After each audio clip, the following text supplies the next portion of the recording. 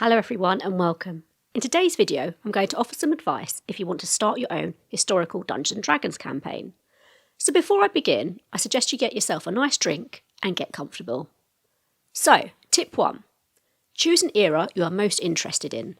Now, this may sound obvious, but it's easy to get swayed into running a game you think others would enjoy, rather than choosing something you would like to write about. It doesn't matter how obscure the time era is. If you want to write about it, write about it.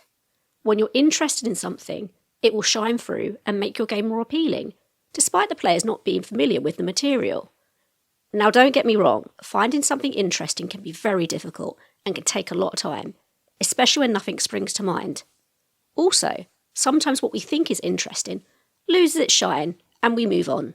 Then maybe one day, a light bulb goes off and we want to pick it up again. At the end of the day, writing a game based on history can be challenging. You may need to do a bit of research as you are planning it. For me, choosing a time of Anne Boleyn was a no-brainer. I read Anne Boleyn books for fun, so writing a game came very natural to me. That's not to say you need to do this, as I'm aware I'm probably a bit of an outlier. But maybe you saw a film recently, and it inspired you to learn more. Let's take Napoleon for instance.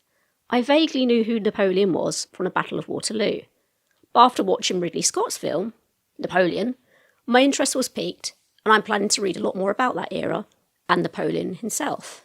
So yeah, what I'm trying to say is take inspiration from many sources. Also, if there is an era you've wanted to learn more about but don't have the time to choose the right book, let's be honest, there are so many, designing the game could be a nice way to learn more, and it may narrow down the books you want to read. So let's say you want to create some historically accurate treasure. This may lead you onto material that you otherwise would not have thought about picking up. Next up, tip 2. Think about how a dungeon can fit within that era. I'm using the term dungeon very loosely here. What I mean is an enclosed space that is typically hostile and contains some form of challenge. When creating a dungeon, usually there is an objective, or a story point.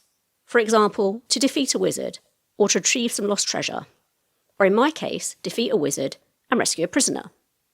So going back to choosing an historical era, are there any settings that come to mind right away? For me, I'm choosing to base a game on Anne Boleyn being in the Tower of London, a real-life dungeon, which makes the process a bit easier. If, say, you wanted to create an adventure based on World War I as a setting, you could create a labyrinth of trenches and underground dugouts. Perhaps the characters are looking for a lost friend, or have been taken prisoner and need to escape. Either way, they must navigate a complex tunnel to achieve their objective, and of course meet some interesting and maybe slightly dangerous characters along the way. Tip 3. Think about your central characters. Now this can go two ways. When you're basing a campaign on a historical event, you base your NPC on the historical figures, which is what I have done. Or you create a new NPC altogether, and perhaps the historical figures are lore or background material. Now for me, an alternative idea could have been basing a game on Anne Boleyn's ladies-in-waiting, and creating scenes based on navigating court life and keeping out of the way of Anne's enemies, or even conspiring with them. I mean, maybe Thomas Cromwell's exotic pets have broken loose and have flown into Hampton Court Palace. Let's say one is a griffin, and it's causing quite the ruckus. Maybe the ladies-in-waiting have to try and capture or defeat these animals before they rampage through the palace, destroying everything in their way. I personally enjoyed using Anne and Thomas Cromwell in my campaign, and choosing their classes based on their personalities and motivations. I found it very inspiring, and to be honest, because I already read so much about them, I think the character creation came easier to me. I was also able to build out from this to develop a ghost based on Anne Boleyn's brother, which I may not have been able to do had I started afresh with completely unrelated characters. Tip 4. Is it adaptable? Can you make it your own? Now a few people may argue anything is adaptable, which I suppose it is, but the distinction lies in how easy, or maybe a better way of putting it, rewarding something is to adapt. This also relates to my first point. Choose an era of history you are genuinely interested in, as writing is much easier when we enjoy what we are writing about. So with my example, I say Anne Boleyn's time is very easily adaptable. In my previous video, I talked about the core assumptions in the Dungeon Master's Guide, and how my game pretty much fits into all of them. This likely has something to do with the original inspiration for Dungeons & Dragons being based on war games. The Tudors loved a good war, and during Anne Boleyn's time, development in weapons on a military scale were beginning to take effect. Moreover, at the end of Henry VIII's reign, the Royal Naval War Fleet was well established. Anyway, back to the main point, adaptability. So when you adapt an era of history into a D&D game, it helps to think about how accurate you want to make it, or what elements you want to fictionalise. Take my game. For example, I've placed Anne Boleyn in the White Tower. Now, she was imprisoned in what I believe to be the Queen's lodgings, which are part of the royal apartments. And while historical accuracy is important to me, the palatial setting of these apartments didn't strike me as a good dungeon setting. Tip 5. How long do you want the game to be? It's good to think about how long you want your game to be so you can set expectations for yourself. Originally, I was planning to make a zine for my game and fit everything on a page. However, the more I'm getting into it, the more space I think I need. That said, I could include separate sound bites on cards or small booklets and fit the basic gameplay on a page, so who knows? I really like games I can just pick up and play, but at the same time I do like a bit of Tudor lore, which I want to include. Creating a one-shot can also serve as an intro or test to see if you want to explore a time era more. You could view it as a creative test.